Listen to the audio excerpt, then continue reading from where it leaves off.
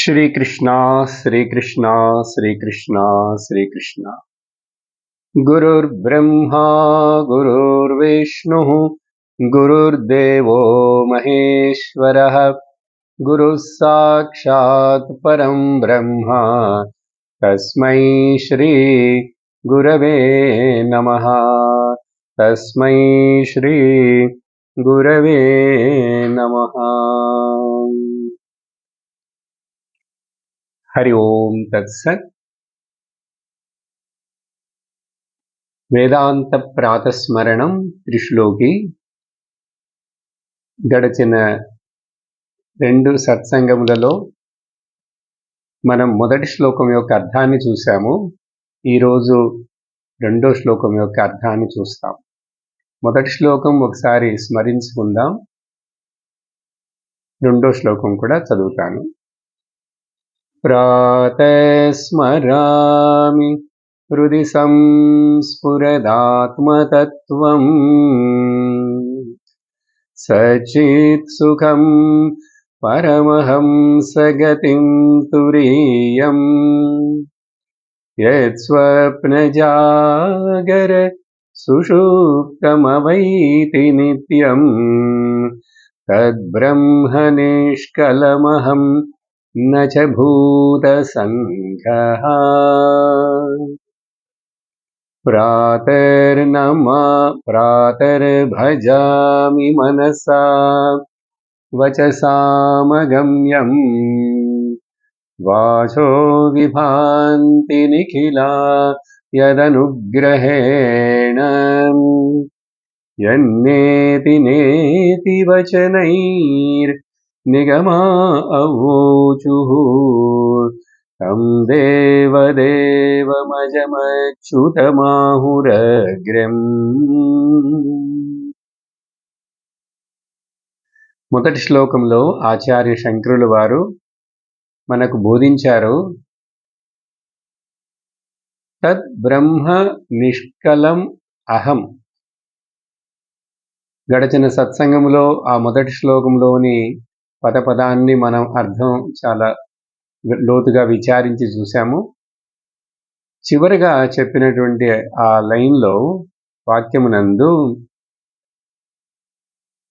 తద్బ్రహ్మ, ఏది ఇప్పుడు బ్రహ్మమని చెప్పి నిరూపణం చేసి నిర్ణయించి మాట్లాడామో, ఏది సత్చిత్ ఆనందమని చెప్పామో, ఏది జాగ్రత్త స్వప్న సుషుప్తి అవస్థలు మూడిటి అందునూ ప్రకాశిస్తూ మూడిటిని ప్రకాశింపచేస్తూ కానీ తను తానుగానే వేరుగానే నిలబడి ఉన్నదో ఆ బ్రహ్మ, ఆ ఆత్మ చైతన్యం నిష్కలం. దాంట్లో గుణాలు కానీ, అవయవాలు కానీ, వికారాలు కానీ, కాలము కానీ, దేశము కానీ ఏవి సంబంధం లేకుండా నిష్కలంగా ఉంది. అంటే శుద్ధముగా ఉన్నది. అది ఎవరో ఎక్కడో ఉంది ఉంది అంటున్నారని చెప్పి ఆకాశంలోనో పక్కన ఇక్కడక్కడ చూడకూడదని చెప్పి అహం, నేనే అది, నేను. తద్బ్రహ్మ నిష్కలం అహం, అది నేనని గ్రహించాలి. అది నేనుగా ఈ విషయాలన్నిటినీ, ఈ పదాలన్నిటినీ అర్థాన్ని నా వైపు తిప్పుకోవాలి. నన్ను నేను చూసుకోవాలి. ఎలాగైతే అద్దంలో నా ముఖాన్ని నేను చూసుకుంటానో అలాగే నన్ను నేను చూసుకోవాలి. నన్ను నేను తెలుసుకోవాలి. చూడలేము, తెలుసుకోగలం అని చెప్పి పక్కనే ఇప్పటి వరకు నేను ఈ బోధన వినటానికి ముందు అనేక జన్మలుగా అజ్ఞానము చేత ఈ భూత సంఘమే నేను అనుకుంటున్నాను. భూత సంఘం అంటే పంచభూతాలతోటి చేయబడినటువంటి పాంచభౌతిక దేహము, దాని యొక్క బై ప్రోడక్ట్ అయినటువంటి ఆ మనస్సు, ఇవన్నీ నేను అనుకుంటున్నాను. కాబట్టి నచ భూత సంఘ, నేను ఈ పంచభూతములతో చేయబడినటువంటి వస్తువుని కాను. కానీ నేను ఉపయోగిస్తున్న ఈ శరీరము పంచభూతములతో చేయబడినదే. నేను ఇంటరాక్ట్ చేస్తున్నటువంటి వ్యావహారిక ప్రపంచము పంచభూతములతో చేయబడినదే. అది వ్యావహారిక సత్యము. కానీ పారమార్థిక సత్యము నేననేటువంటిది వీటన్నిటిని సపోర్ట్ చేస్తున్నది కానీ అంటకుండా ఉన్నది ఎప్పుడూ నిత్యంగా ఉన్నది. ఆ తర్వాత ఈరోజు ఈ 2వ శ్లోకం యొక్క అర్థాన్ని చూస్తాము.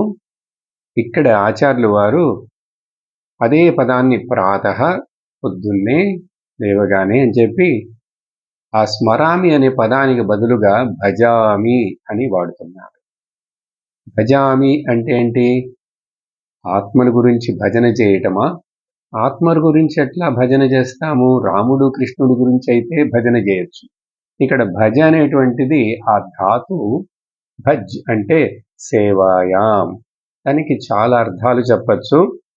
నేను పూజిస్తాను, శరణు వేడుకుంటాను, దానితోటి సంబంధం పెట్టుకుంటాను, దాన్ని నేను ఆశ్రయముగా ఆశ్రయిస్తాను, దాన్ని నేను పొసెస్ చేసుకుంటాను, దాన్ని నేను గౌరవిస్తాను, దానిని పొగుడుతాను, దానిని నేను ఎన్నుకుంటాను, దానికే నేను భక్తుడుగా ఉంటాను, దాన్నే అనుకుంటూ నేను నా మనస్సుని అలా కాలక్షేపం చేస్తాను, ఎంటర్టైన్ చేస్తాను. చూసారా ఎన్ని అర్థాలు ఉన్నాయో భజ అంటే. కానీ మామూలుగా లోకంలో మనకు తెలిసినటువంటి భజ అనే పదం ఏమిటంటే భజన చేయటము. ఒక గుడిలోనో 10 మంది భక్తులు కూర్చొని ఆ భజన మండలిలో ఒక నామము ఏదో భగవంతుడి యొక్క పేరుని చెప్తూ చేతులతోటి చప్పట్లు కొడుతూ లేక తాళాలు వాయించుతూ కంజర్యలు వాయించుతూ చేసేటువంటిది భజన అనుకుంటాం మనం.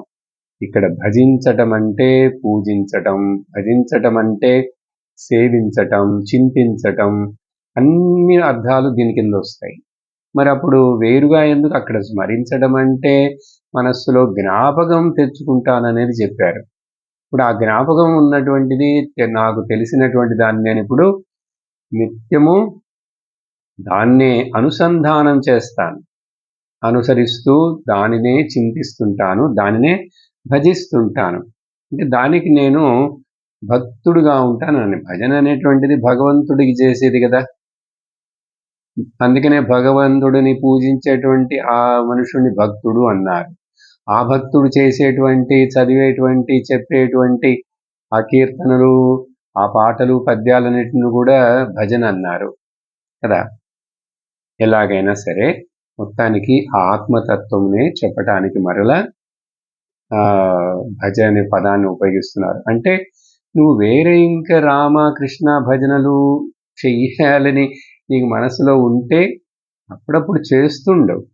ఎందుకంటే రాముడు నామం, కృష్ణుడి నామం, ఇలాంటి దేవుడి యొక్క నామాలు చెప్తూ అలా స్మరిస్తున్నామంటే మనసుకి ఎంతో శాంతి ఏర్పడుతుంది.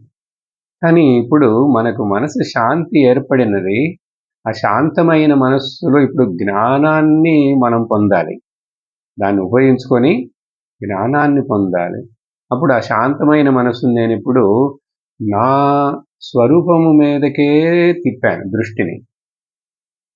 నా స్వరూపం మీదకి దృష్టిని తిప్పినప్పుడు అదే భజన అవుతుంది, ఆత్మ భజన. ఆత్మస్మరణం ఎట్లాగో ఆత్మ భజన. సరే, ప్రాతః స్మరామి, ప్రాతః భజామి. ఏమిటది? ఆ ఆత్మతత్వం, నా స్వరూపం, అది మనస్సుకు అందేది కాదు. ఏ ఇంద్రియములకు అందేటువంటిది, చేరి ఇంద్రియము తెలుసుకోగలిగేటువంటి ఒక గమ్యము కాదు. మనసా అగమ్యం, వచసా అగమ్యం. ఇక్కడ మన యొక్క జ్ఞానేంద్రియాల్లో ఒక్కదాన్నే ఆచార్యులు వారు మనకు ఉదాహరణనిస్తున్నారు. కానీ మనం అన్ని ఇంద్రియాలని చెప్పుకొని అర్థం చేసుకోవాలి. మనకున్నటువంటివి జ్ఞానేంద్రియాలు 5. ఆ 5తోనే మనం ఈ ప్రపంచం మొత్తాన్ని తెలుసుకుంటూ ఇంటరాక్ట్ చేస్తున్నాము, వ్యవహారం చేస్తున్నాము కదా. తర్వాత మనస్సు, ఈ 5 ఇంద్రియాలను కలిపి అది పనిచేస్తూ వీటిని పని చేయిస్తూ ఉన్నటువంటిది మనస్సు. కాబట్టి ఆ మనస్సు ఈ స్వరూపాన్ని తెలుసుకోగలదా? దీంట్లో ఒక చిక్కు ఉంది. ఏంటంటే ఉపనిషత్తులే ఆ మనస్సు ద్వారానే నువ్వు ముందు తెలుసుకోవాలి, గ్రహించాలి అంటుంది. ఆ మనస్సేమో ఇక్కడ అది కనుక్కోలేదు. ఆ మనసు చింతించేటువంటి వస్తువు కాదది. ఎందుకంటే ఒక ఆబ్జెక్ట్‌గా బయట ఏదైనా ఉంటేనే మనస్సు ఇంద్రియముల మూలముగా తెలుసుకుంటుంది. ఇంద్రియములు పని చేయకపోతే మనస్సుకి ఆ శక్తి లేదు. మరి బయట ఆబ్జెక్ట్‌గా లేదుగా ఆత్మ. ఆత్మ సబ్జెక్ట్‌గా ఉన్న నేనే గదా! అప్పుడు నన్ను నేను ఎట్లా నా మనస్సు పెట్టే తెలుసుకుంటానంటే అది అర్థమవుతుంది కొంచెం కొంచెం. మనస్సుతో అర్థం చేసుకుండేది కాదు అని అర్థమవుతుంది. అందుకని ఉపనిషత్తులు ఇట్లా కాంట్రడిక్షన్‌గా 2 చెప్తుంది. దాన్ని మనం ఆచార్యుల యొక్క ఉపదేశం ద్వారా చక్కగా గ్రహించి అర్థం చేసుకోవాలి. ఒక ఉపనిషత్తు చెప్తుంది యన్మనసా నమనుతే అంటుంది. ఏన ఆహుర్మనోమతం, మనస్సు ద్వారా అది తెలుసుకోలేము. కానీ మనస్సు దేని ద్వారా తెలుసుకోబడుతున్నదో అని చెప్తుంది. మరొక చోట మనసా ఏవ ఆప్తవ్యం, మనస్సు ద్వారానే తెలుసుకోవాలి అంటుంది. అప్పుడు మరి ఏంటి ఇట్లా 2 ఉపనిషత్తే చెప్తుందంటే అది మనస్సు ద్వారా తెలుసుకోవలసిన అవసరం లేదు. నేను మనస్సుకి తెలియబడేటువంటి ఆబ్జెక్టును కాదు అని తెలుసుకోవాలి. మనసా ఆప్తవ్యం, మనసా ఏవ ఆప్తవ్యం అంటే. ఇంకా ఆ తరువాత ఈ మనస్సులో సహజంగా ఏమనిపిస్తుంది? నేను ఆ ఆత్మను, ఆ బ్రహ్మమును ఎక్కడైనా ఏదైనా ఆ వస్తువులాగా, ఆ కథలో చెప్పినట్టుగా ఒక రాముడి రూపంలో, కృష్ణుడి రూపంలో, రాముడు, కృష్ణుడు అందరూ బ్రహ్మమే. వాళ్ళందరూ ఆత్మస్వరూపమే అని ఆత్మ ఈశ్వరుడుగా అవతారం తీసుకొని వచ్చింది. కానీ కనుమరుగైపోయిందిగా. కానీ మన యొక్క క్వెషన్ ఏమిటంటే విచారణ వచ్చి కనపడి కనుమరుగయ్యేటువంటిదంటే అది ఆబ్జెక్టే.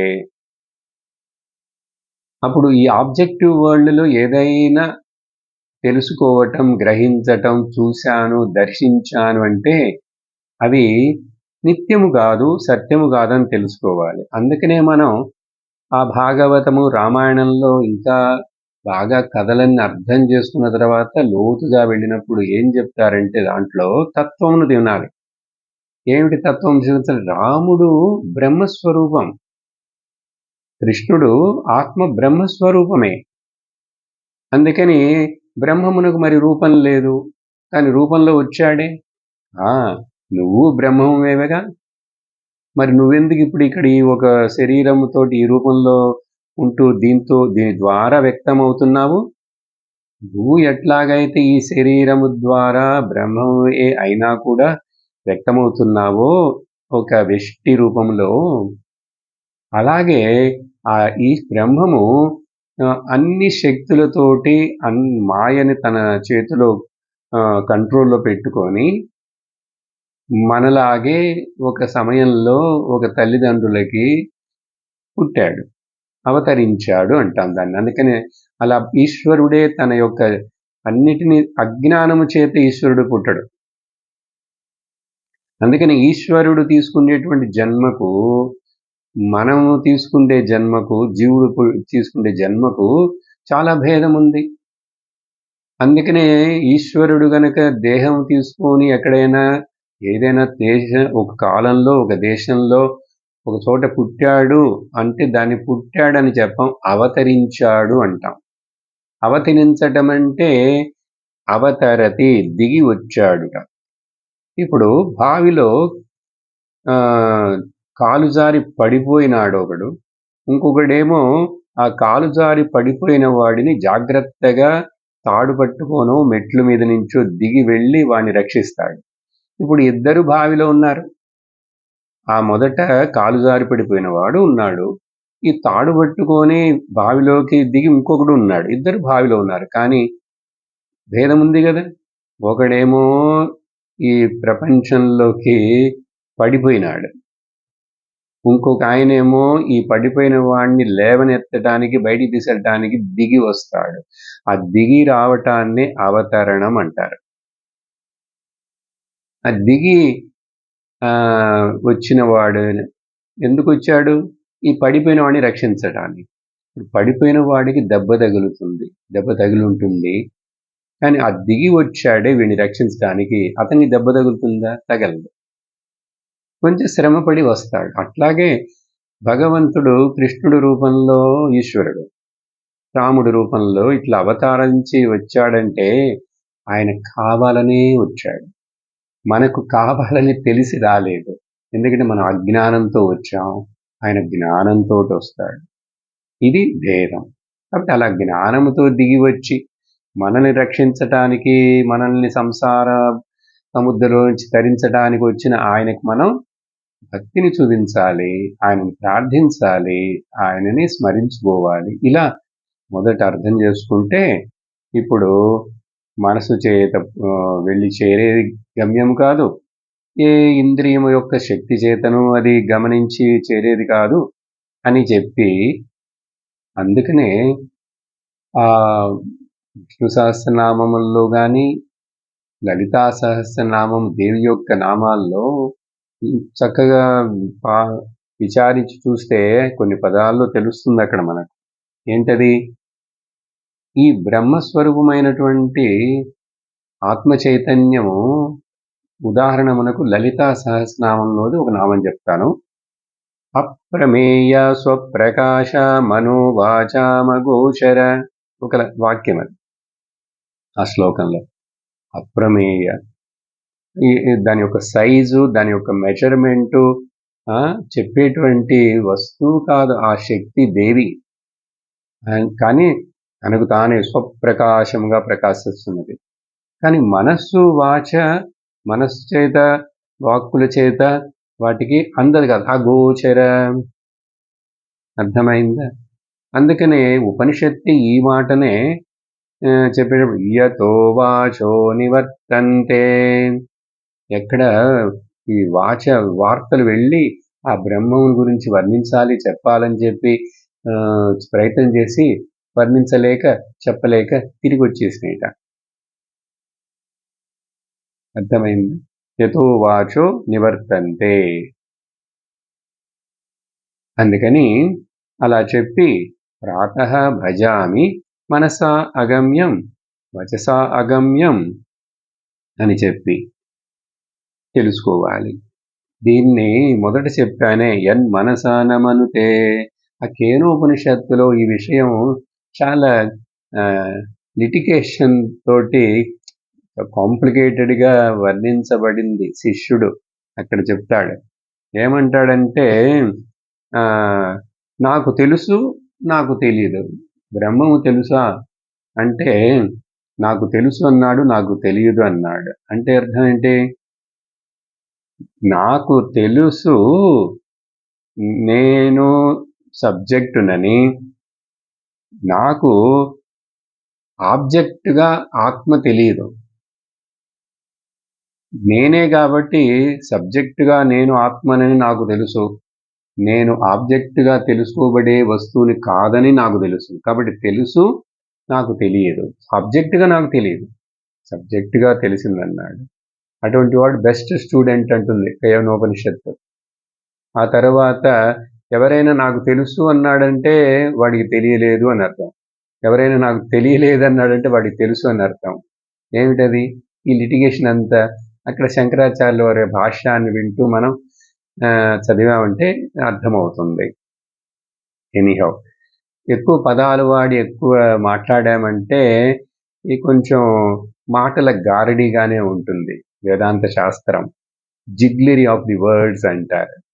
అందుకని శంకరాచార్యుల వారే వివేక చూడామణిలో రాశారు ఒక చోట, శబ్దజాలం మహారణ్యం చిత్తభ్రమణ కారణం. ఈ శబ్దజాలం అనేటువంటిదే ఇది ఒక పెద్ద అడవి లాంటిది, మహారణ్యం.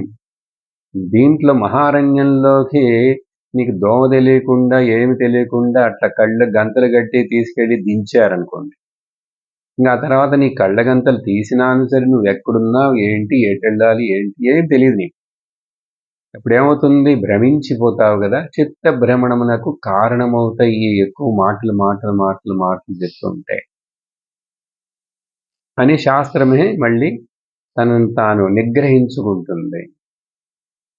కానీ వేరే మార్గం లేదు, ఈ అజ్ఞాన జీవులకు శాస్త్రమును బోధించిదా తీరాలి. కాబట్టి ఇలా చెప్పి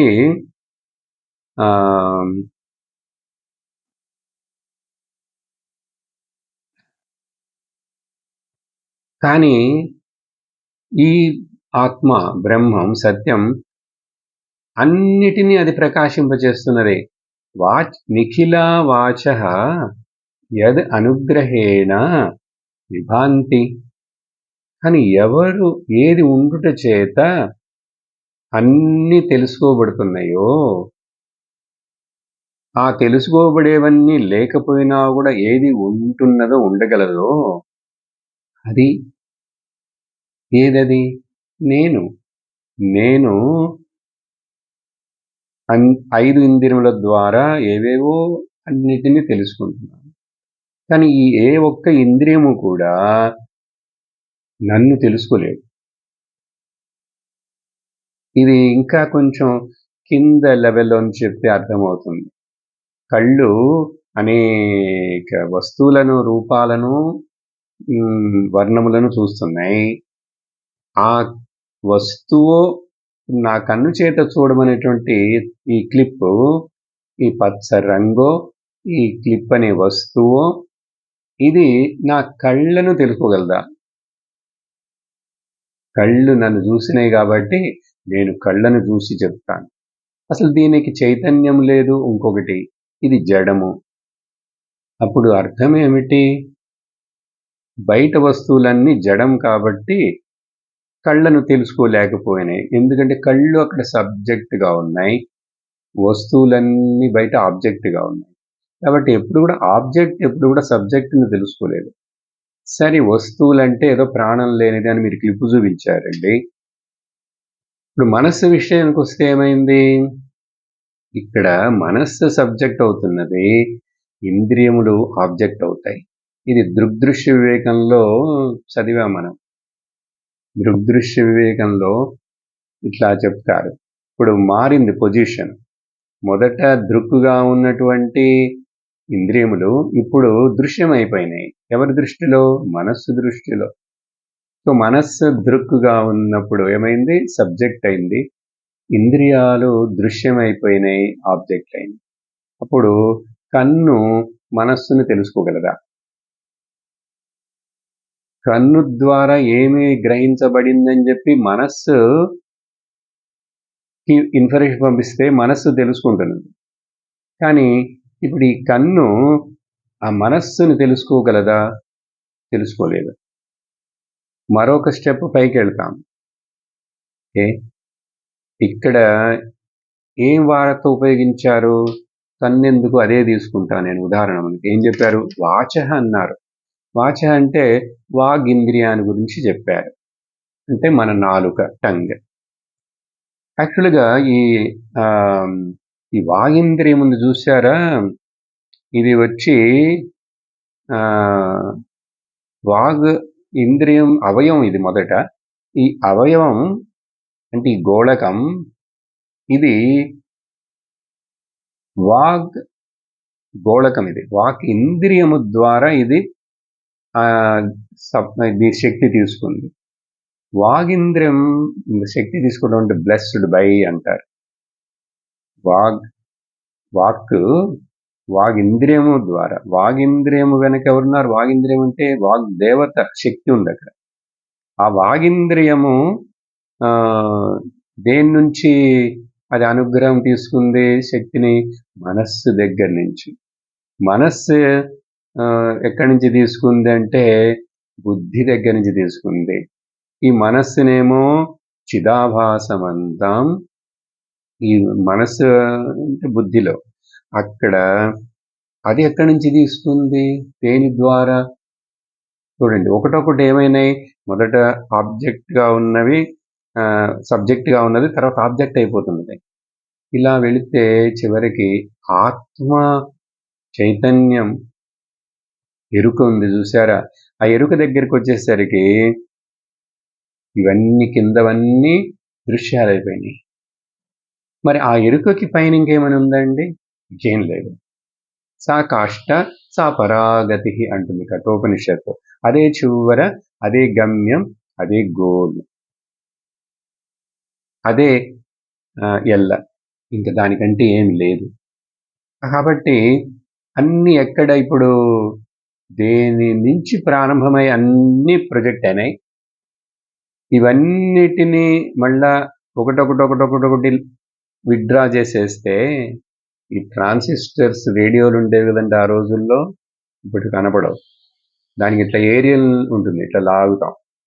ఆ ఏరియల్ ఏంటి ఎట్లా ఉంది చూసారా, ఒక పెద్ద గొట్టంలో చిన్న గొట్టం, ఆ దాంట్లో మరొక చిన్నది. అందుకని పైనుంచి నొక్కామంటే అది ఒక దాంట్లో వెళ్ళిపోయి మొత్తం లోపల కనపడకుండా ఆ ఏరియల్ ఇంత సైజ్ అయిపోతుంది. మరలా లాగామంటే ఒకటొకటి అట్లా వచ్చేస్తాయి. కానీ మొత్తం అన్నీ కలిసి దేంట్లో ఉన్నాయి? ఈ చివరగా ఉన్నటువంటి ఈ పెద్ద ఒక హాలో గొట్టం ఉంది కదా, స్పేస్, దాంట్లో ఉన్నాయి. ఉదాహరణ మనకది. అలాగే బ్రహ్మం అనేటువంటిది పెద్దది కదా, దాని అర్థం పోయిన వారం చూసాం. ఇక్కడ అదే చెప్తున్నారు. ఈ ఇంద్రియము, వాచ, ఇవన్నీ కూడా అఖిలం దేని అనుగ్రహం చేత ప్రకాశిస్తున్నాయి, పనిచేస్తున్నాయి? కానీ ఇవి ఆ అనుగ్రహం ఇచ్చేటువంటి దాన్ని ఇవన్నీ అనుగ్రహించలేవు.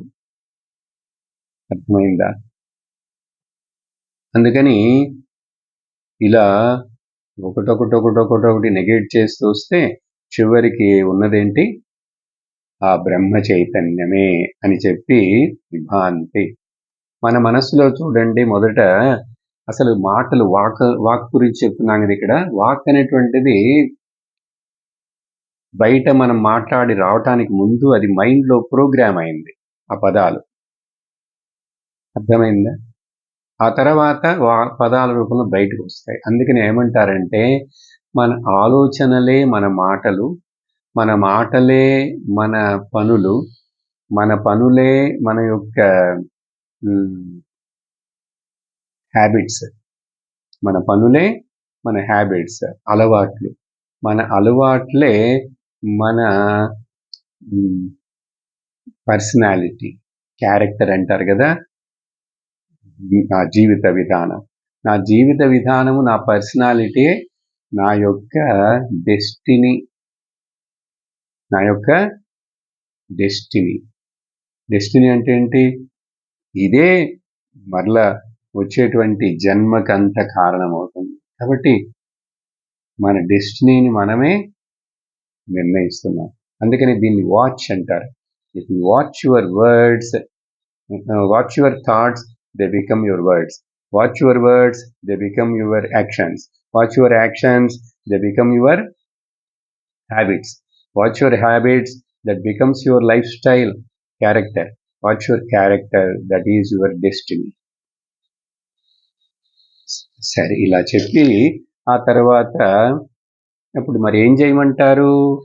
ఇదో ఏం చేయాలి చెప్పేశాంగా. కానీ ఇక్కడ ఈ శ్లోకంలో చెప్తున్నారు, యన్నేతి నేతి వచనైః నిగమా అవోచుః.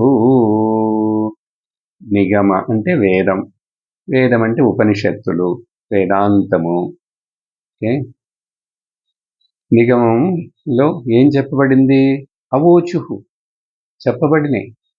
ఏమిటంటే అది ఎట్లా మరి తెలుసుకునేటప్పుడు మనసుకు తెలియదన్నారు, ఇంద్రియముల యొక్క శక్తి ద్వారా తెలుసుకోలేమన్నారు, సబ్జెక్ట్ అంటున్నారు. మరి దాన్ని ఎట్లాంటి తెలుసుకుండేది, ఎలాంటి తెలుసుకుంటే నువ్వేం చేస్తావంటే నీకు తెలిసినవన్నిటిని నువ్వు మొదట తీసి పక్కన పెట్టు. నీకు తెలిసినవన్నిటిని నిరాకరించు. ఓకే, నెట్టేసి. ఈ నిరాకరించి నెట్టేసి పక్కన పెట్టే ఈ పద్ధతిని వేదాంతంలో ఒక ప్రక్రియ అంటారు. ఏం ప్రక్రియ అంటే నేతి నేతి ప్రక్రియ. నేతి నేతి అంటే నెయ్యి నెయ్యి అని కాదు అర్థం. న ఇతి న ఇతి, ఇది కాదు ఇది కాదు. ఏది కాదు? ఇప్పుడు చెప్పాను అది ఒక ఆర్డరు. వాక్ దగ్గర నుంచి బుద్ధి దాకా అన్నిటినీ, ఈ పంచభూతములు నేను కాదు, ఇంద్రియములు నేను కాదు, మనస్సు నేను కాదు, బుద్ధి నేను కాదు. ఇట్లా నాట్ దిస్ నా ఇది. మరి నాకు తెలిసినవి ఇంకేమున్నాయి? పంచభూతాలని చెప్పేశానంటే బయట ప్రపంచం. అసలు బయట ప్రపంచం ఉన్నదని తెలియాలంటే మొదట నేను ఉండాలి కదా. ఈ నేను ఉన్నాననుకుంటున్నటువంటిది ఈ శరీరం. ఏ శరీరం పెట్టి అయితే నేను బయట ప్రపంచంతో ఇంటరాక్షన్ చేస్తున్నానో ఆ ప్రపంచం పంచభూతాలతో చేయబడింది.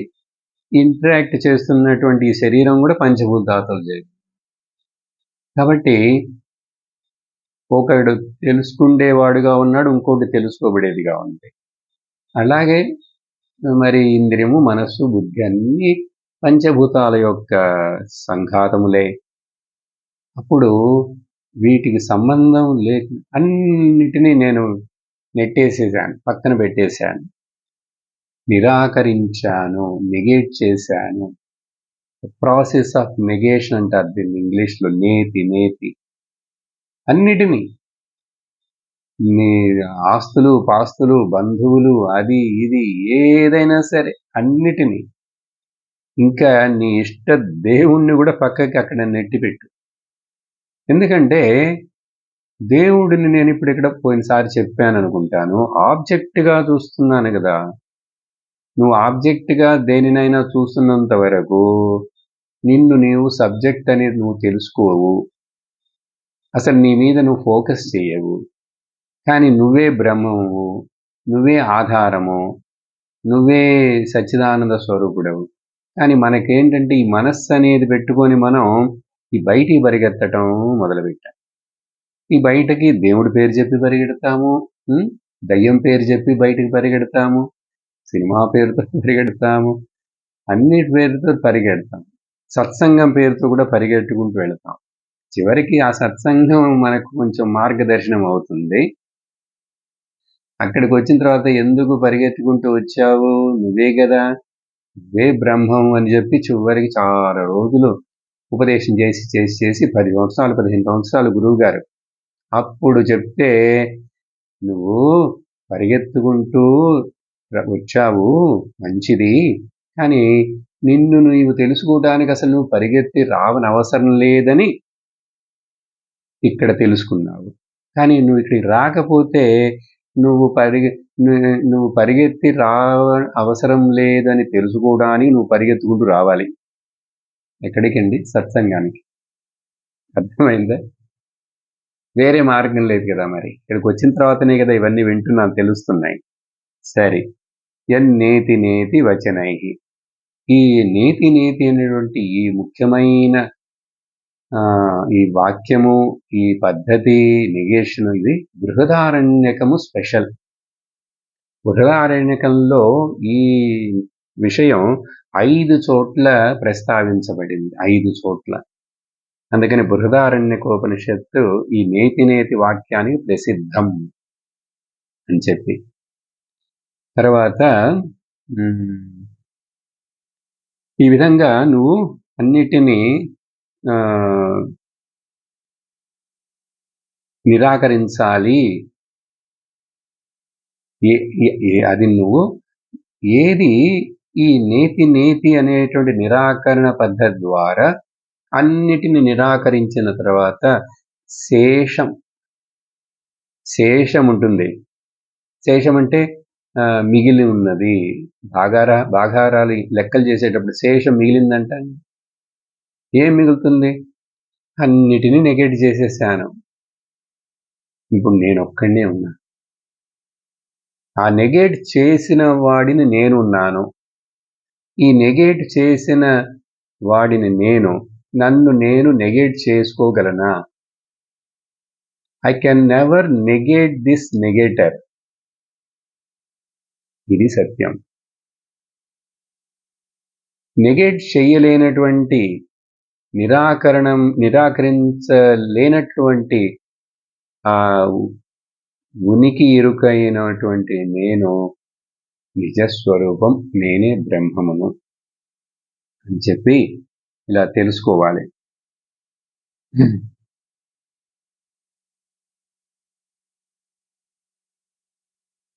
ఇప్పుడు అద్దంలో నన్ను నేను చూసుకుంటాను, కానీ అద్దంలో కనిపించే ప్రతిబింబం నేను కాదుగా. నా ముఖాన్ని నేను చూసుకుంటాను, కానీ నెగెట్ చేస్తాను. అలాగే ఈ వీటన్నిటి ద్వారా నేను వ్యక్తం చేసుకుంటూ ప్రపంచాన్ని చూస్తున్నాను. కాబట్టి చూస్తున్న వాడిని నేను దృక్కుని సత్యము, దృశ్యములేవి కూడా సత్యము కాదు. నేను ఉండటం వల్ల నా యొక్క సన్నిధి చేత, నా యొక్క ప్రెజెన్స్ చేత ఇవన్నీ తెలుసుకోబడుతున్నాయి. కాబట్టి నన్ను నేను నెగెట్ చేసుకోలేను, అన్నిటినీ నెగెట్ చేయగలను. కానీ అప్పుడు ఆ నెగెట్ చెయ్యలేనటువంటి, నిరాకరించుటకు వీలు కానటువంటి నన్ను నేను ఏ విధంగా అర్థం చేసుకోవాలి? ఇప్పుడు నేను అన్ని దాటి వచ్చేసాను. నన్ను మగవాడినని చెప్పుకోలేను, ఆడదాన్నని చెప్పుకోలేను, నేను బ్రాహ్మణుని చెప్పుకోలేను. ఎందుకంటే అన్నిటి నెగెట్ చేసేసానుగా. అవన్నీ ఎవరికి? శరీరానికి సంబంధించింది. ఏవైనా సరే, నేను సుఖంగా ఉన్నాను, అది మనసుకు సంబంధించింది. నేను దుఃఖంగా ఉన్నాను, అది మనసుకు సంబంధించింది. నేను బాగా ఇంటెలిజెంట్గా ఉన్నాను, అది బుద్ధికి సంబంధించింది. నేను చాలా ఏంటి మందబుద్ధివాడిగా ఉన్నాను, అది బుద్ధికి సంబంధించింది. ఇట్లా అన్నిటి నెగెట్ చేసిన తర్వాత మరి నా పరిస్థితి ఏంటి?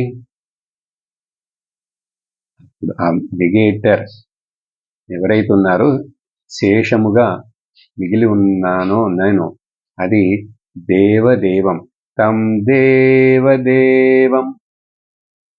అది అన్ని దేవుళ్లకు దేవుడు. ఎందుకట్లా చెప్తున్నారు ఇక్కడ దేవుళ్ళకి దేవుడని? మరి ఇంకేం చెప్పాలి? ఇక్కడ దేవుళ్ళు అంటే భయపడకండి. బయట మనకు తెలిసిన చాలా దేవుళ్ళందరికంటే నేను దేవుణ్ణి అంటే ఏంటి వీడికి అహంకారం, ఇట్లా మాట్లాడుతున్నారు? ఇవి బయట ఎవరికైనా చెప్పే మాటలా? ఎవరైనా విని అర్థం చేసుకోగలరా ఈ ప్రాతస్మరణాన్ని? సత్సంగం యొక్క అలవాటు ఉండి, శాస్త్ర పద్ధతిలో గురువు దగ్గర నుంచి వింటున్న వాళ్ళకి ఇది అర్థమవుతుంది. కానీ ఎవరైనా మీరు కొత్తగా విని తప్పుగా అర్థం చేసుకోకండి. అది నేను బాధ్యుణ్ణి కాను. అందుకనే మీరు ఆ తత్వబోధ దగ్గర నుంచి ఇప్పుడు ఇన్ని సంవత్సరాలుగా మాట్లాడుతున్న ఇవన్నీ కరెక్ట్గా వినాలి, వరుసగా వినాలి. ఇంకా కూడా ఏమైనా సందేహం ఉంటే మీరు ఎక్కడో దూరం నుంచి వింటున్నా కూడా గురువుకి కాంటాక్ట్ చేసి, ఈ రోజుల్లో మరి ఏం చేస్తాం, నేరుగా వచ్చి వినటానికి వీల్లేక చాలామంది ఎక్కడి నుంచో వింటారు. సరే పర్వాలేదు, ఏదో ఒకటి వినటానికి నీకు ఒక ఇంట్రెస్ట్ వచ్చింది, అవకాశం వచ్చింది, యూట్యూబ్లు ఉన్నాయి, అన్ని మీడియా మనకు ప్రయోజిస్తున్నాయి. కానీ అదే పట్టుకొని మనం అట్లాగే వెళ్ళకూడదు. ఎవరి దగ్గర నుంచి అయితే వింటున్నామో ఆ గురువు చెప్పేది నాకు నచ్చింది, అర్థమవుతున్నది, ప్రయోజనపడుతున్నది అంటే దానితో ఆ గురువుతోటి సంపర్కం పెట్టుకోవాలి. వెబ్సైట్లో, యూట్యూబ్లో ఈమెయిల్ ఇచ్చాం, ఆ ఈమెయిల్లో ఏవైనా సందేహాలు ఉంటే రాయాలి. అట్లా గురువుతోటి ఒక శ్రద్ధాభక్తితోటి సంబంధం లేకుండా నువ్వు పాటికి నువ్వు ఎన్ని యూట్యూబ్లు, ఎంతమంది మాట్లాడినవి అట్లా అవి ఇవి అని వింటుంటే నువ్వు స్థిరమైనటువంటి ఒక మార్గంలో నడవలేవు. నీకు లోపల అండర్స్టాండింగ్లో స్థిరత్వం రాదు, క్లారిటీ రాదు. జాగ్రత్తగా అర్థం చేసుకోండి. కానీ ఇట్లా చెప్తే చాలామందికి నచ్చదు. కానీ ఇప్పుడు చెప్పాలనిపించింది, చెప్పాను కదా. అలా చేస్తే జ్ఞాననిష్ట రాదు, స్థిరత్వం రాదు. అసలు నిజముగా మాట్లాడాలంటే నేరుగా గురువు సాన్నిధ్యంలో నేరుగా వింటూ గురువుకి సేవ చేస్తూ అట్లీస్ట్ మనం నాకు ఆ ఇంట్రెస్ట్ ఉంది, ఆ క్యూరియాసిటీ ఉంది, ఆ కృతజ్ఞత ఉంది, బాధ్యత ఉందని చెప్పి మరి ఏ గురువు దగ్గర నుంచి అయితే వింటున్నామో వారితోటి సంపర్కం పెట్టుకోవాలి కదా. నేరుగా వచ్చి చూడలేకపోయినా ఇది పద్ధతి, ఇది ట్రెడిషన్ అంటారు. సరే, హం దేవదేవం అంటే ఇంద్రియములన్నీ దేవతలే. చూడండి, ఒక్కొక్క ఇంద్రియానికి వెనక ఒక్కొక్క దేవత ఉంది. కన్నుకు వెనక సూర్యదేవత, నాలుకకి వెనక అగ్నిదేవత, చెవుకి వెనక దిగ్దేవత, ముక్కులకి వెనక అశ్విని దేవతలు. ఇలా దేవతలు ఉన్నారుగా మరి. నాలుక రుచికి వెనకాల వరుణ దేవత. అన్నిటికీ దేవతలు ఉన్నారు. తత్వబోధలు అన్నీ వివరించాం. చేతులకు, కాళ్లకు, ఉపస్థ, పాయు అన్నిటికీ. సరే, ఆ దేవతలందరూ శక్తే.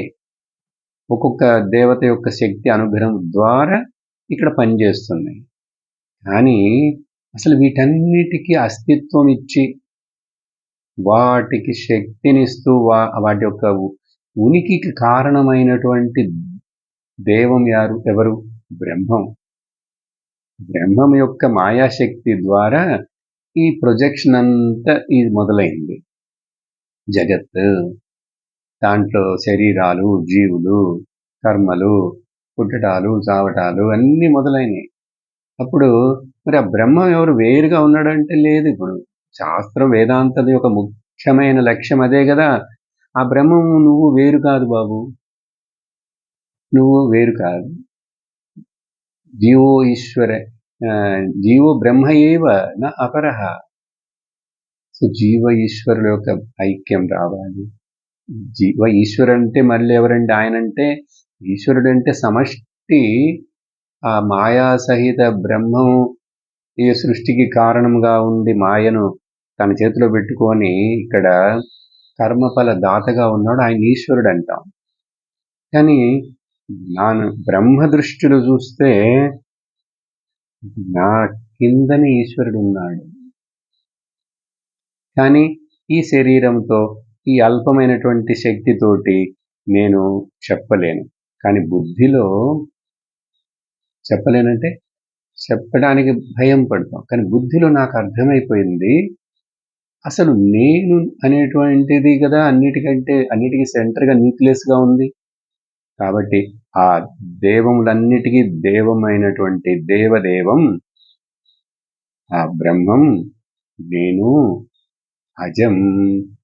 నేను పుట్టనే లేదు, పుట్టుకే లేదు దానికి. కానీ మాయాశక్తి తోటి ఎప్పుడు ఒక స్పందన ఏర్పడిందో అక్కడ ఈశ్వరుడని, తర్వాత హిరణ్యగర్భుడని, తర్వాత మాయా, ప్రకృతి, పంచభూతాలు అన్నిట్లా ప్రొజెక్ట్ అయినాయి. ఈ ప్రొజెక్ట్ అయినవన్నిటినీ అసలు నిజంగా ప్రొజెక్షనేగా నా మీద సూపర్ ఇంపోజ్ చేయబడ్డాయి. ఈ సూపర్ ఇంపోజిషన్ అధ్యారోపం అంటారు. ఈ సూపర్ ఇంపోజిషన్ ఇట్లా తీసివేయటాన్ని అపవాదం అంటారు. కాబట్టి అజం, పుట్టనే లేదు కాబట్టి, జన్మ లేని వాడిని కాబట్టి నేను మరణము లేదు. అచ్యుతం, నశించిపోయేది కాదు, కింద పడిపోయేది కాదు, తగ్గిపోయేది కాదు, కృషించిపోయేది కాదు. అజం, అచ్యుతం అని చెప్పి ఇది అగ్ర్యం. అగ్రయం అంటే ఇదే అల్టిమేట్. ఇదిదా సత్యం, ఇదే సత్యం. ఆ నిజమైన శుద్ధ అహమే సత్యము. అక్కడ ఏకం, అద్వయం. ఇంకా ద్వయము వచ్చేవన్నీ కింద సత్యం కాదు, ఆ ఒక్కటే సత్యం. ఏకమేవాద్వితీయం నేహనానాస్తి కించన. అందుకని తం దేవదేవం అజం అచ్యుతం ఇదిగా పరమం శివం శాంతం అద్వైతం అని చెప్పి తెలుసుకోవాలి అని చెప్పి ఆహుహు చెప్పారు, చెప్తున్నారు, చెప్పబడింది. సరే, మూడో మంత్రానికి కూడా వెళ్ళిపోదాం. ప్రాతర్నమామి తమసః పరమర్కవర్ణం పూర్ణం సనాతనపదం పురుషోత్తమాఖ్యం యస్మిన్ ఇదం జగదశేషమశేషమూర్తో రజ్వాంభుజంగమైవ ప్రతిభాసితం వై. ఇప్పుడే కదా అధ్యారోపము అపవాదం అని చెప్పాను, సూపర్ ఇంపోజిషన్ అండ్ నెగేషన్. ఆ ముఖ్యమైన విషయాన్ని మనసులో పెట్టుకొని ఈ శ్లోకాన్ని వినాలి.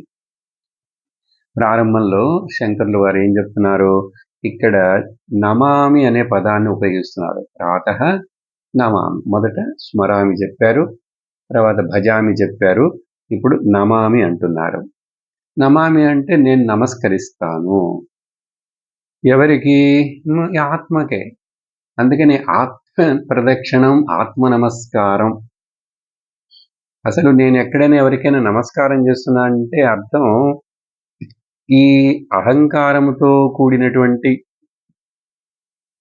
ఈ మనస్సులో బుద్ధిలో అహంకారం అనే భావంతో ఉన్న ఈ నేను అసలు నిజము కాదు. నా మమ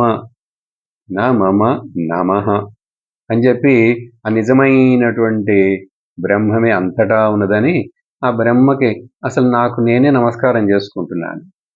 నేను ఎవరికైనా నమస్కారం చేస్తున్నానంటే అర్థం నాకు నేనే నమస్కారం చేసుకుంటున్నాను. ఏ దృష్టితోటి అప్పుడు అందుకని అందరిలోనూ దేవుడు ఉన్నాడని, అందరిలోనూ ఉన్నది ఒకే బ్రహ్మం శివుడని ఇట్లా చెప్తాం. మొదలు చెప్పి గౌరవించు, పూజించు, భావించు అని చెప్పి అంటాం. అందుకే నమామి అని చెప్పి నా అహంకారం మొదట కరిగిపోతుంది, తగ్గిపోతుంది. అందుకని ఎన్నెన్నిసార్లు ఎంతెంతమందికి నమస్కారం పెడతామో నిజంగా భావనతోటి అంతంత మన యొక్క అహంకారం సన్నగిల్లిపోతుంది. అసలు నేనెక్కడున్నాను? నా మమ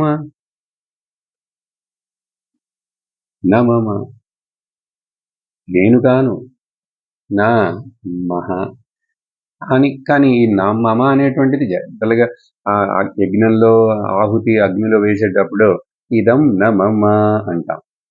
కానీ ఇక్కడ నం ధాతు అంటే నమస్కరించుట, తల వంచుట. తల వంచడం అంటే అహంకారాన్ని సరెండర్ చేయుట. అందుకని ఈ జీవాత్మ భావము, మనస్సు, శరీరము, ఇంద్రియములు, బుద్ధి అనేటువంటి దాన్ని ఆత్మస్వరూపమైన నాయందే నన్ను నేనే, నన్ను నేను అహంకార నన్నుని నిజమైనటువంటి శుద్ధ బ్రహ్మమైన నాయందు దాన్ని సమర్పించాలి, దానికి అర్పించాలి, నమస్కరిస్తున్నాను. అందుకనే మన పూజ అన్నిట్లో చూడండి, చివరికి అన్ని చేసిన తర్వాత నిలబడి చేతిలో పువ్వు పెట్టుకొని ఇట్లా ఆత్మ ప్రదక్షిణం చేయమంటారు.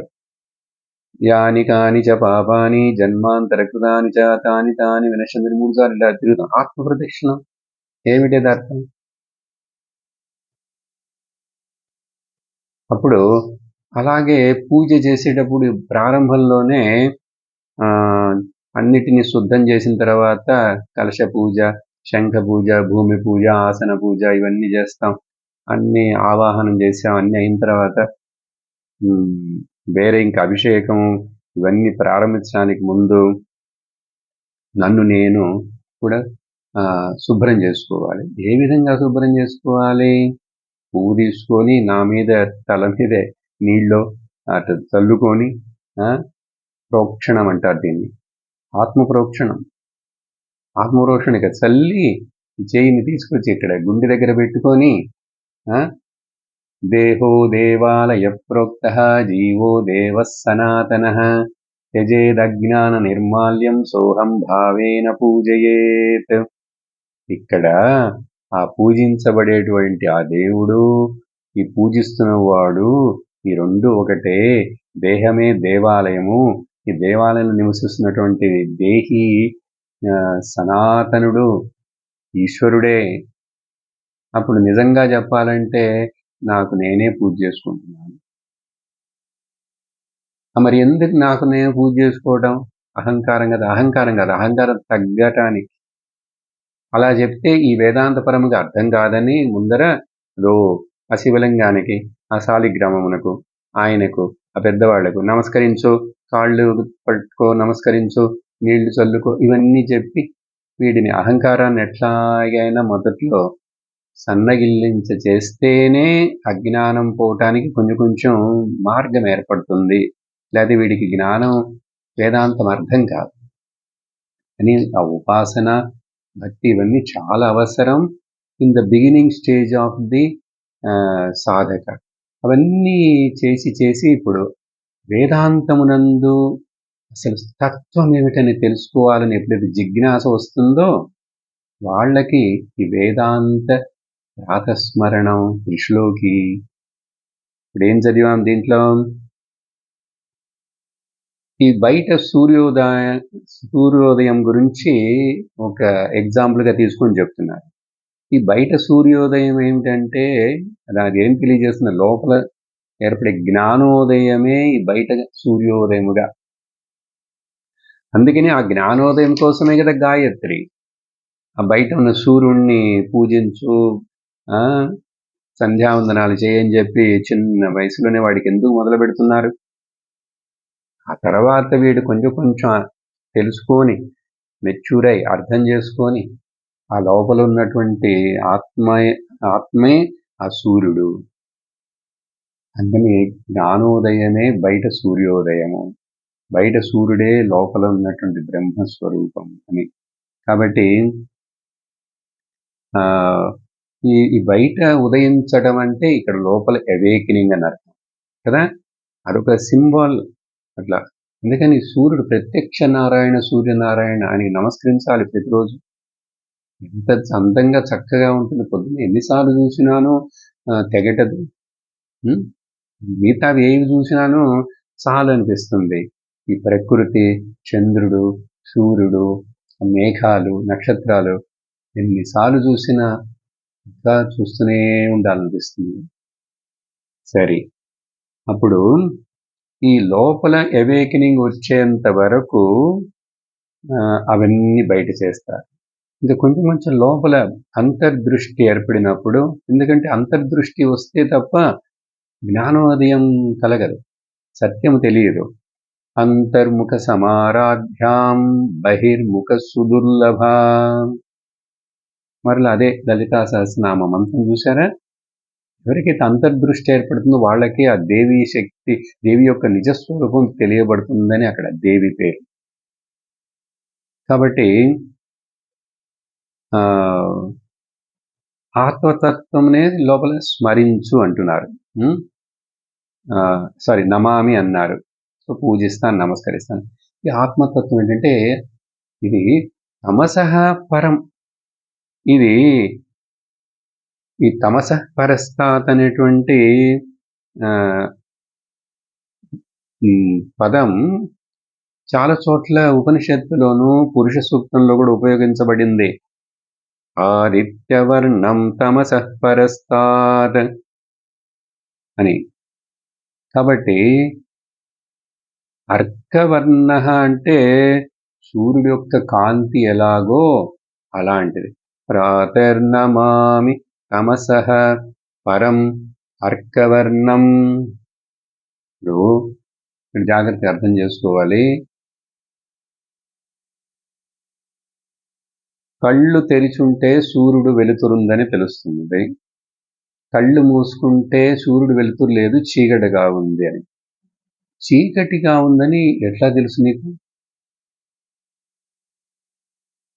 యాక్చువల్గా కళ్ళు వెలుతురు ఉంటేనే, వెలుతురుని చూస్తేనే వస్తువుని చూస్తాయి, కానీ కళ్ళు చీకటిని ఎలా చూస్తాయి? అప్పుడు చీకటిని కూడా తెలుసుకుంటున్నటువంటి, వెలుతురుని తెలుసుకుంటున్నటువంటి ఈ ఎరుక ఉంది చూసారా? జ్ఞప్తి, ఎరుక. కళ్ళు మూసుకున్న చీకటి నాకు తెలుస్తున్నదే. చీకటిని ఎవరు చూశారు? కళ్ళు చీకటిని చూడలేవు.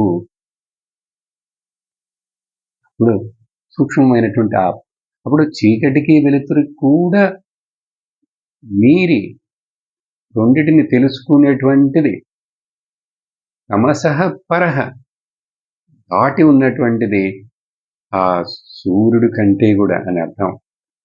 అసలు ఏది ఉండుట చేత కళ్ళుంటేనే సూర్యుని చూడగలుగుతున్నాం. కానీ కంటికి దేవత బయట సూర్యుడు. ఆ సూర్యుడు అనుగ్రహిస్తే ఈ కళ్ళు పనిచేస్తాయి. కానీ ఈ కళ్ళకి వెనక సూర్యుడున్నాడు, సూర్యుడికి వెనక ఎవరున్నారు? నేనున్నాను. అసలు నేను ఉండి చెప్తేనే కదా అక్కడ సూర్యుడున్నాడని, నేనుండి చెప్తేనే కదా అక్కడ దేవతని. సో ఆ నేను అనేటువంటిది మనం చాలా అల్పంగా అర్థం చేసుకున్నాం. చాలా నెగ్లెక్ట్ చేసేస్తున్నాం. దాని వేదాంతం అంతా ముఖ్యత్వం దానికి ఇస్తుంది.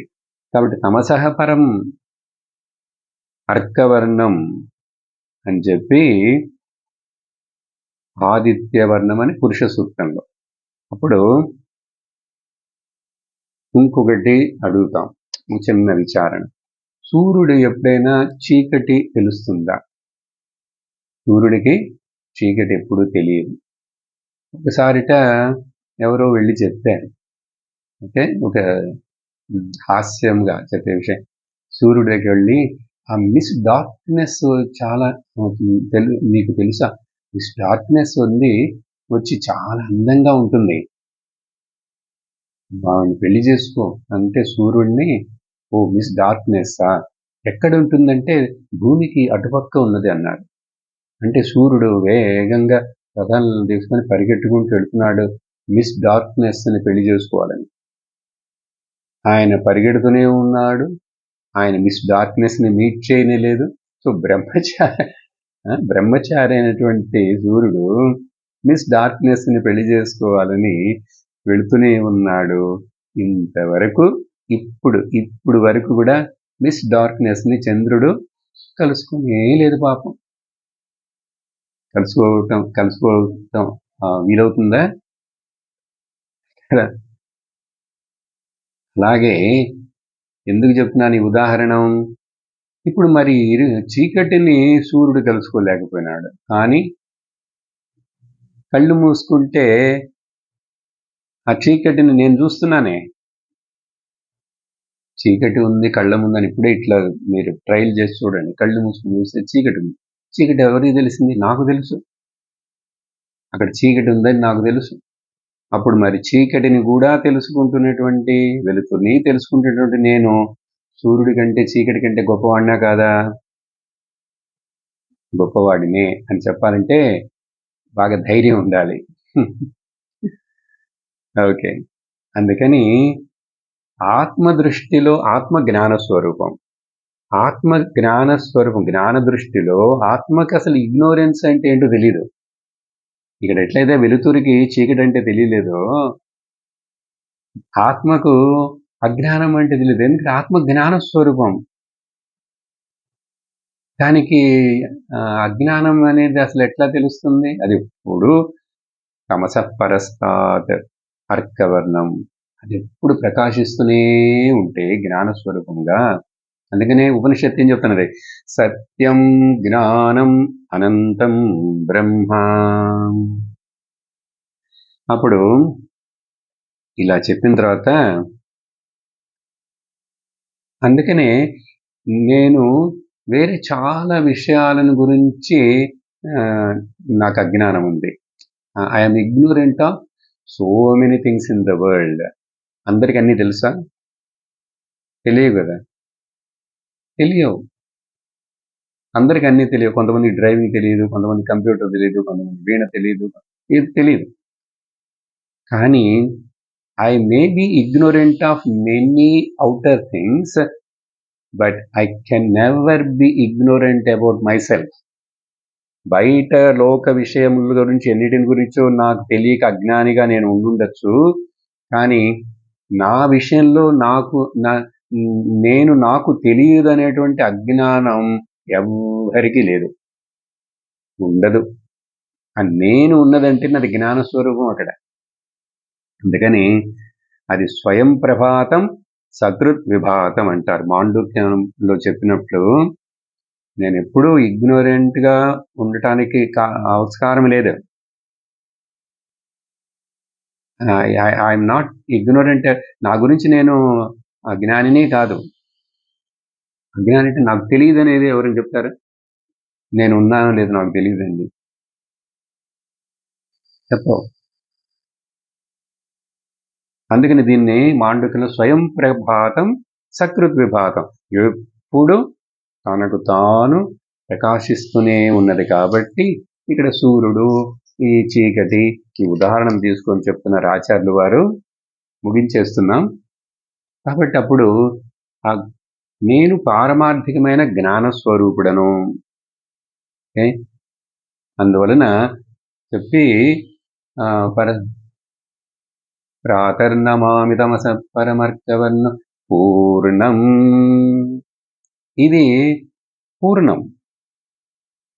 మరొకటి ఏది పూర్ణం అనేది ఇక్కడ లేదు. నేనే పూర్ణ వస్తువుని. నేను పూర్ణం, కంప్లీట్. I'm complete. ఏ ఉపాధులతోటి సంబంధాన్ని చేర్చుకోకుండా నన్ను నేనుగా చూసుకుంటున్నానంటే, తెలుసుకున్నానంటే నేను పూర్ణం.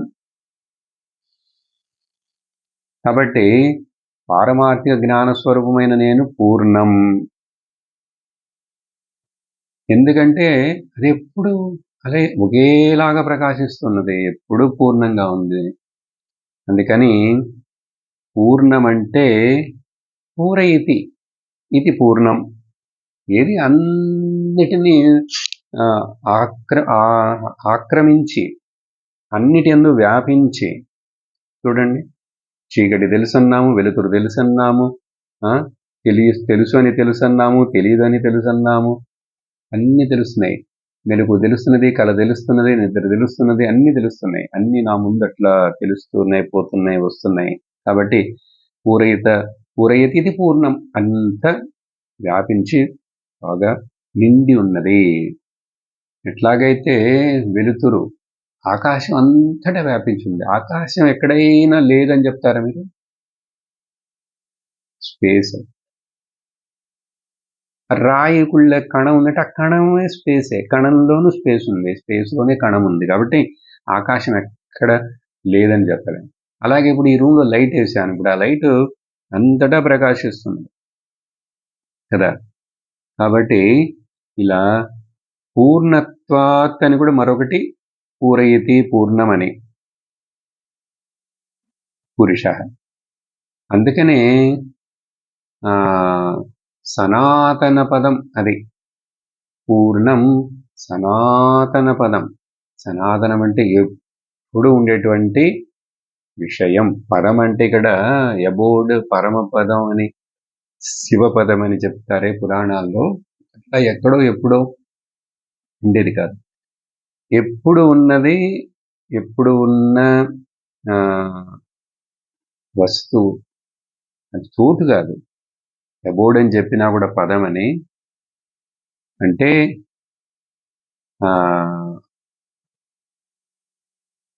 అందరికీ ఎప్పుడు అవైలబుల్గానే ఉన్నటువంటి విషయం నేను నేను నేను అనేటువంటి. ఇది పురుష ఉత్తమ వాక్యం. పురుషోత్తమ అంటే మహానుభావులు చెప్పారు ఒక అర్థం. ఇదే ఉత్తమమైనటువంటి పురుషుడు అంటే ఇక్కడ ఇంక జీవుడు అనేటువంటిది అసలు లేదు అని చెప్పి పురుషోత్తమ అనే ఒక టైటిల్ అని చెప్పి చెప్పబడింది. It is said as Purushottama. అందుకనే ఈ పురుషోత్తమ అనే పదం స్పెషల్గా తీసుకొని భగవంతుడు భగవద్గీతలో 15వ అధ్యాయంలో మాట్లాడాడు. కాబట్టి ఆ అధ్యాయానికే పురుషోత్తమ విభాగ యోగం అని చెప్పి చెప్పబడింది. పురుషోత్తమ యోగం. అక్కడ భగవంతుడు ద్వామిమౌ పురుషౌ లోకే క్షరశ్చాక్షర ఏవ చ క్షరః సర్వాణి భూతాని కూటస్థోక్షర ఉచ్యతే ఉత్తమః పురుషస్తు అన్యః పరమాత్మేత్యదాహృతః. మాయ కంటే మాయ చేత వ్యక్తమైనటువంటి భౌతిక ప్రపంచము కంటే రెండిటిని మించినటువంటి వస్తు సత్యం అది ఉత్తమ పురుష అని చెప్పబడింది. ఇంకా పురుష అంటే అక్కడ స్త్రీ పురుషుడు అని అర్థం ఉంది, అట్లా తీసుకోకండి, మ్యాస్కులైన్ ఫిమినైన్ జెండర్ అని. పురుష అన్న పూర్ణం అని చెప్పాను. పూర్ణం అంటే పురుష అంటే పూర్ణత్వాత్ పూరితత్వాత్ అని చెప్పాం కదా. లేక పురేశేతే ఇది పురుష, కాబట్టి పురుషోత్తమ ఇక్కడ అలా చెప్పి అది పరమాత్మ, అది నువ్వే. ఉత్తమ పురుష అంటే పరమాత్మ, నేను. ఫస్ట్ పర్సన్ సింగులర్ మీ, అహం, అహమేవ అహమేవ అహమేవాహమస్మి బ్రహ్మైవాహమస్మి అని చెప్పి చక్కగా ఈ 3వ శ్లోకంలో చెప్తూ చివరికి ఏం చెప్తున్నారంటే, కానీ ఇటువంటి పూర్ణమైనటువంటి ఉత్తమ పురుషుడు ఎవరి అందైతే ఈ జగత్తు మొత్తం, యస్మిన్ ఇదం జగద్ అశేషమూర్తౌ, అశేష జగత్, అశేష జగత్ అశేషమూర్తౌ, మొత్తం అన్ని నామరూప ప్రపంచం మొత్తం అండి. ఎట్లాగైతే తాడు మీద పాముని కల్పించి ఏదేదో ఉన్నదని అనుకుంటున్నట్లుగా ఈ బ్రహ్మం మీద ఈ సర్వం నామరూప జగత్తు మొత్తం కూడా కల్పించబడి అధ్యారోపం చేయబడి అశేషముతో భుజంగం రజ్వామివ, తాడు మీద పాముని కల్పించి భ్రాంతి చెంది ప్రతిభాసితం, అలా ఇక్కడ కనపడుతున్నదే కానీ అది నిజం కాదు కదా. అప్పుడు నామరూప ప్రపంచము అది ఎంత పెద్దదిగా ఉన్నాను, అది బాగా టాంజిబుల్గా ఇంద్రియములకు గోచరంగా ఉన్నా కూడా అది సత్యమని తీసుకోకూడదు.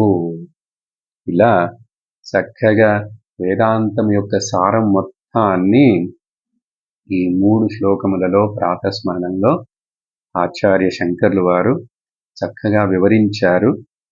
ఈరోజు 2 శ్లోకాలను కొంచెం వేగంగానే ముగించాను, కానీ విషయాన్ని మనం అర్థం చేసుకున్నాం. ఈ రోజుతోటి ఈ వేదాంత ప్రాతస్మరణ కృషిలోకి ముగిసినది. ఓం పూర్ణమదః పూర్ణమిదం పూర్ణాత్ పూర్ణముదచ్యతే పూర్ణస్య పూర్ణమాదాయ పూర్ణమేవావశిష్యతే. ఓం శాంతి శాంతి శాంతి. హరి ఓం శ్రీ గురుభ్యో నమః. హరి ఓం. హరి ఓం తత్సత్.